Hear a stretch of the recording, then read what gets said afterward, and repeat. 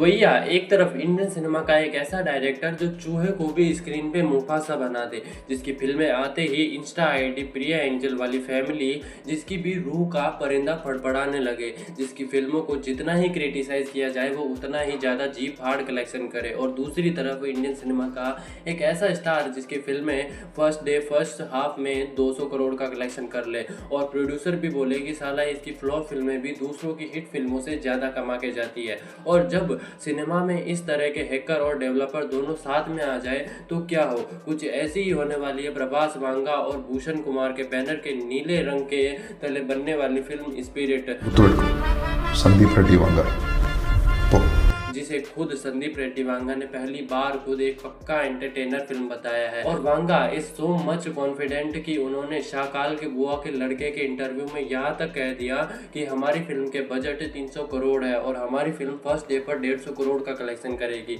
तो चलो, अगर आपको वांगा की बातों पर विश्वास नहीं हो रहा है तो आज आपको कुछ ऐसे रीजंस बताऊंगा कि इस वीडियो के बाद आप भी कन्विंस पॉजिटिव होकर निकलोगे कि क्यों spirit is next big thing from Indian cinema. इसके अलावा कुछ और अनसुलझे सवालों के जवाब भी जानेंगे। अब जैसा कि बताया जा रहा है कि मूवी का प्लॉट लीक कर दिया गया है और दीपिका के फिल्म छोड़ने से फिल्म में नेगेटिव इम्पैक्ट पड़ेगा या पॉजिटिव। तृप्ति जैसे नई एक्टर्स को क्या सच में लीड रोल ऑफर हुआ है और क्या सच में इस फिल्म में कोरियन विलन को कास्ट किया गया और कैसे ये फिल्म प्रभास की बाहुबली और कल्कि और वांगा की बाकी सारी फिल्मों के रिकॉर्ड को तोड़फोड़ करके रख देने वाली है। तो देखो, काफी सारे सवाल हैं। तो सबसे पहले बात करें संदीप रेड्डी वांगा की, तो लोग उन्हें भाई अनुराग कश्यप और राम गोपाल वर्मा के साथ कंपेयर करते हैं, लेकिन वांगा इंडियन सिनेमा में अपने आप को सबसे अलग स्टैब्लिश कर चुके हैं। उनकी फिल्म में bold, intense story telling and complex character के लिए जानी जाती है। जहां हर दूसरा डायरेक्टर अपने काम का वैलिडेशन ढूंढते फिरता है,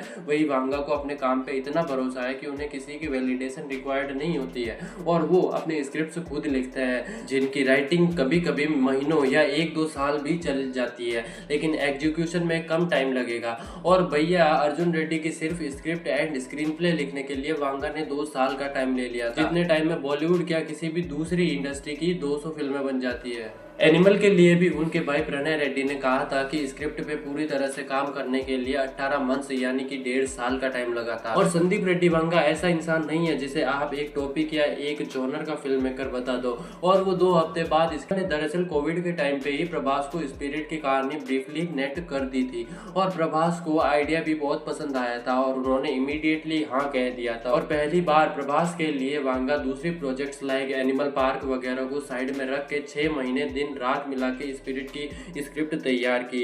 अब देखो, एक यूट्यूबर की 10 मिनट की वीडियो की स्क्रिप्ट हो या एनिमल जैसी 3 घंटों की फिल्म की स्क्रिप्ट, सब कुछ कंटेंट पे ही डिपेंड करता है। वांगा को हमेशा से अपनी स्टोरी टेलिंग पे इतना कॉन्फिडेंस रहा है कि अर्जुन रेड्डी के लिए उन्होंने अपनी 36 एकड़ की जमीन बेच दी और 1.6 करोड़ अपनी फिल्म पे लगा दिए, जब कोई भी उनके फिल्म को फाइनेंस करने के लिए रेडी नहीं था। तो वांगा ने स्क्रिप्ट पे सवाल उठाना तो बिल्कुल ही गलत होगा। ऊपर से प्रभास का स्टारडम और ये प्रभास की 25th फिल्म होने वाली है। वांगा का ट्रैक रिकॉर्ड प्रभास की इमस स्टार अपील इस जॉनर ब्रेकिंग फिल्म के मैसिव कलेक्शन का सबसे बड़ा रीजन होने वाली है। प्रभास को अक्सर लोग डायरेक्टर ड्रिवन एक्टर भी कहते हैं क्योंकि वो बिना टांग अड़ाए डायरेक्टर की बात एक बच्चे की तरह सुनते हैं और उसे फॉलो भी करते हैं।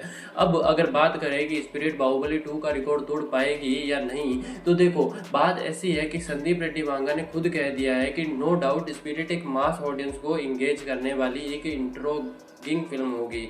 हाँ, लेकिन स्पिरिट के लिए वांगा ने प्रभास के सामने एक स्पेशल डिमांड जरूर रखी है। अब जैसा कि आपको पता ही होगा कि प्रभास 2-3 प्रोजेक्ट्स पर काम कर रहे हैं लाइक फौजी, राजा साहब एक्सेट्रा। ऐसे में वांगा ने प्रभास से पहले ही रिक्वेस्ट करके बोल दिया था कि आप स्पिरिट के लिए अपना टाइम ब्लॉक कर दीजिए और जब आप स्पिरिट पे काम करो तो सिर्फ और सिर्फ उसी फिल्म को टाइम दो, क्योंकि इस फिल्म में वांगा प्रभास को एक ऐसे अवतार में दिखाने जा रहे हैं जो आज तक ऑडियंस ने एक्सपीरियंस नहीं किया है, जिसके लिए भाई कंप्लीट फोकस और डेडिकेशन तो रिक्वायर्ड होगी ही। बाहुबली के लिए भी प्रभास ने अपने 5 साल का समय दिया था, तब जाकर वैसा आउटपुट आया था। अब ये तो हो गए फिल्म के सक्सेसफुल होने के 2 रीजन।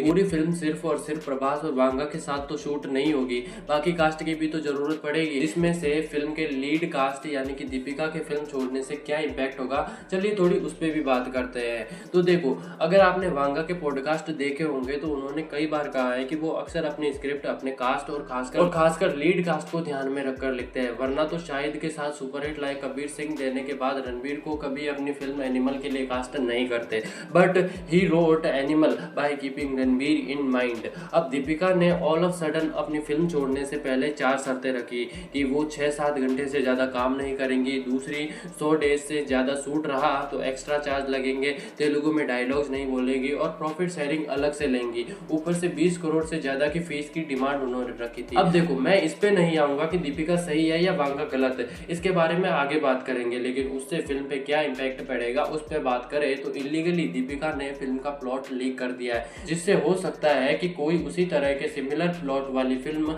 वांगा से पहले ही बना दे, क्योंकि जहां इस फिल्म को मिड 2026 तक लाने का प्लान है और अब ऐसा होता दिख नहीं रहा है। अब चलो मान लिया कि तृप्ति को अपने लीड में ले लिया है, अच्छी बात है, लेकिन तृप्ति डिमरी की भी अपने काम को दिल से किया है, मेहनत की है। बात करें दीपिका को हटा के तृप्ति को लेने की, तो आपको याद ही होगा कि एनिमल के टाइम पे भी रश्मिका से पहले ये रोल परिणीति चोपड़ा के पास किया था, बट वो चमकीला की शूटिंग में बिजी थी, इसलिए गीतांजलि का रोल रश्मिका को मिला।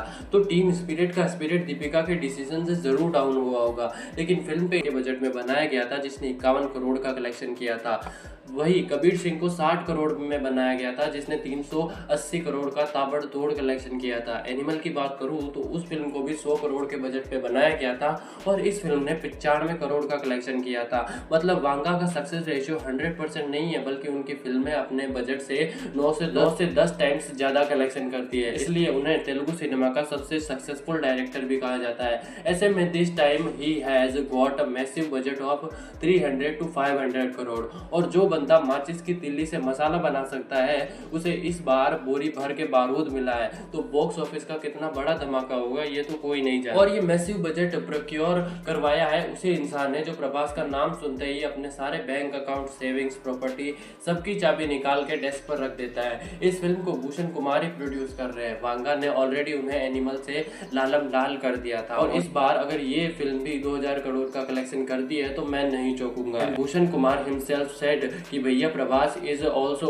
Very excited for this project. मतलब it's a dream combination of Sandeep Reddy Vanga and Prabhas. अब कहने के लिए तो आज आधी से ज्यादा साउथ इंडियन फिल्में पैन इंडिया में डब करके रिलीज की जाती है just to get and promising OTT deal, और वो फिल्में मल्टीप्लेक्स पे नहीं आ पाती। लेकिन अगर बात करें स्पिरिट की तो अगेन ये एक ट्रू पैन इंडिया फिल्म होगी और पैन इंडिया में रिलीज की जाएगी। इवन मेकर्स आर प्लानिंग कि this film to release in pan world too, इसलिए प्रोड्यूसर्स US एंड कोरिया से भी लोगों को कास्ट कर रहे हैं और south Korean actor Don Lee के भी कास्ट करने की रूमर्स आई है, लेकिन अभी तक कुछ भी कंफर्म नहीं किया गया। और ऐसी भी न्यूज आई थी कि जैसा कि ये फिल्म एक वायलेंट कॉप और ड्रग माफिया पे बेस्ड होने वाली है, इसलिए इस फिल्म को जकार्ता इंडोनेशिया में भी शूट करने की प्लानिंग चल रही है। वांगा खुद ऑलरेडी जकार्ता जा चुके हैं और अब आर्ट डायरेक्टर और टेक्निकल टीम के साथ भी इस लोकेशन पे जाने वाले हैं। सीधी सी बात यह है कि प्रभास की फैन फॉलोइंग अदर कंट्रीज में भी काफी अच्छी है। सलार ने जहां ओवरसीज मार्केट में 130 करोड़ का कलेक्शन किया था,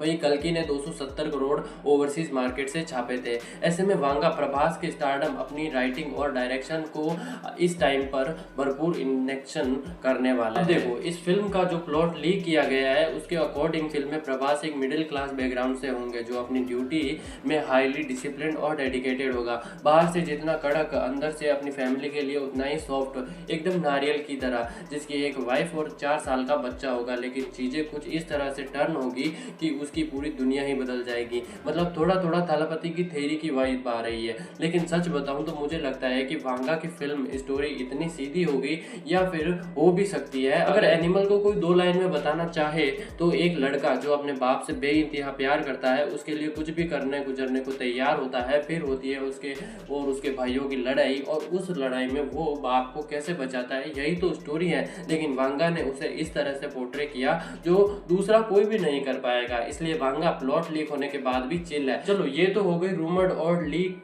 कहानियों की बात, लेकिन फिल्म की 100% असली कहानी की बात करें तो स्पिरिट के ऑफिशियल पेज पे अगर आप जाओगे तो वहाँ पे मेंशन्ड है कि disgraced cop determined to regain a job, hunt down a ruthless international crime syndicate, the ruthless saga begins. मतलब एक ऐसा पुलिस वाला जिसे फंसाया गया है, उसे जॉब से निकलवा दिया गया है, लेकिन उसके बाद वो अकेले ही एक इंटरनेशनल सिंडिकेट को कैसे मिट्टी में मिलाएगा, ये फिल्म हमें वही दिखाएगी। मतलब भर भर के एक्शन, गोर सीन्स और फिर से एक बार ए रेटेड मूवी का तड़का। और वैसे भी वांगा की फिल्में देखते ही सेंसर वाले बिना चेक किए ए रेटेड मूवी का स्टैंप लगा देते हैं कि साला इसकी फिल्म है तो ए रेटेड से नीचे तो कुछ होना ही नहीं चाहिए। और मैं कहूँगा कि उल्टा आज की ऑडियंस, खासकर यंग ऑडियंस, ढूंढ कर ए रेटेड मूवीज देखने जाती है। और प्रभास को ऑलरेडी हम सलार में चीर फाड़ करते हुए देख चुके हैं। और अगर प्रशांत नील इतने गौर सीन्स एंड सीक्वेंस दिखा सकते हैं तो इस बार तो वांगा खुद मैदान में खड़े हैं। और संदीप रेड्डी वांगा खिलाड़ी आदमी है in case of fixing action, romance and drama into a film. अपने एक इंटरव्यू में ही वांगा ने कहा था कि देखो, प्रोड्यूसर ने मुझे फ्री विल और पैसे से काम करने की इजाजत दी है, तो मेरी भी रिस्पॉन्सिबिलिटी बनती है कि मैं इस तरह का कलेक्शन करके दूं कि प्रोड्यूसर और भी दूसरी फिल्में बना पाए। और ऑडियंस से उन्होंने कहा था कि अब तक आपने प्रभास की 24 फिल्में देखी है, लेकिन उनको जिस अवतार में आज तक आपने नहीं देखा है वो मैं दिखाऊंगा,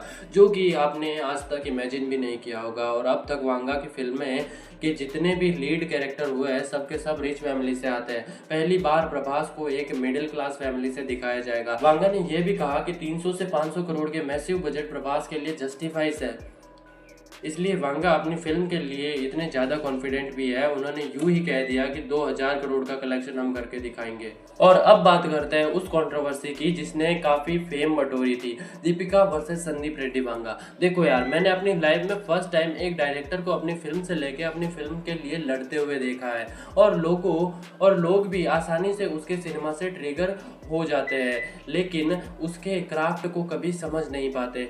अब उनकी तीनों movies Arjun Reddy, Kabir Singh and animal से हेटर्स की गेंद फटी भी और जली भी है। अब ये तो शायद तुमको पता ही होगा कि एनिमल से वांगा को क्रिटिसाइज तो बहुत किया गया था, लेकिन मुझे गुस्सा इस बात पर आता है कि उसी फिल्म के लीड हीरो रणबीर कपूर से कोई प्रॉब्लम नहीं थी लोगों को।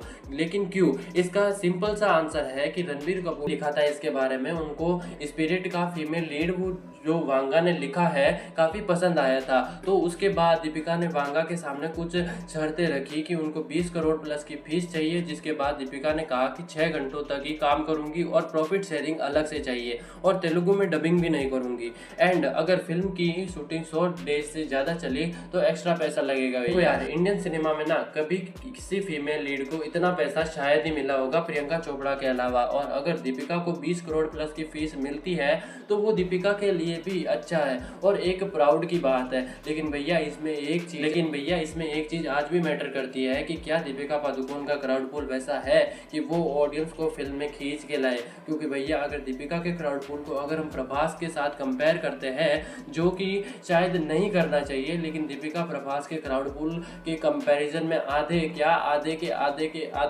ऑडियंस को भी थिएटर्स में नहीं ला सकती है, क्योंकि लोग तो सिर्फ प्रभास को ही देखने जाएंगे। इस बात में कोई हर्ज नहीं है। लेकिन अगर देखा जाए तो लोगों का कहना है कि दीपिका तो भैया स्पिरिट की स्क्रिप्ट सुन के ही ट्रिगर हो गई थी। एंड जब उन्होंने 2 बार फिल्म को रिजेक्ट कर दिया था तो संदीप रेड्डी वांगा ने कुछ नहीं कहा था। एंड जब फिल्म की स्टोरी को उन्होंने लीगली लीक किया था तो उन्होंने ज़्यादा कुछ नहीं कहा और अपनी फिल्म की फीमेल लीड को अनाउंस कर दिया था, जो कि है तृप्ति डिमरी। अब स्टोरी लीक होने पर वांगा उबल के बाहर आते हैं और एक ट्वीट करते हैं कि भैया मैं जिसको भी स्टोरी सुनाता हूँ तो उन पर 100% भरोसा करके सुनाता हूँ। और जिस एक्ट्रेस को मैंने स्टोरी सुनाई थी उसने बाहर आकर स्टोरी को लीक कर दिया, जिस पर वांगा ये भी बोलते हैं कि मुझे तो घंटा फर्क नहीं पड़ता है, और बोला कि अगली बार पूरी स्टोरी ही सुना देना, कुंदक में बिल्ली खंबा नोचे है। वही उन्होंने एक हैशटैग भी मेंशन किया था जो कि था #PR Games।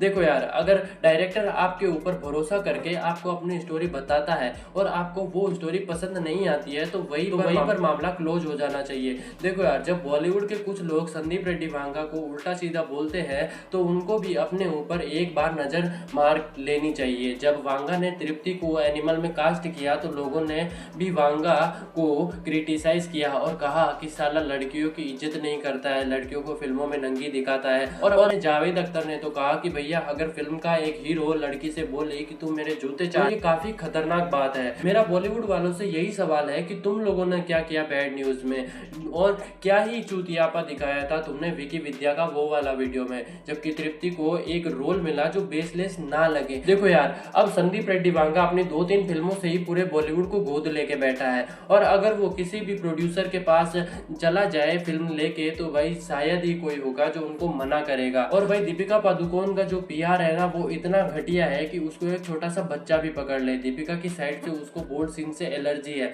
हाँ भाई, उनको एलर्जी है बोल्ड सीन से, तभी तो उसने पठान में ये सीन किया, तभी तो उसने फाइटर में ये वाला सीन किया।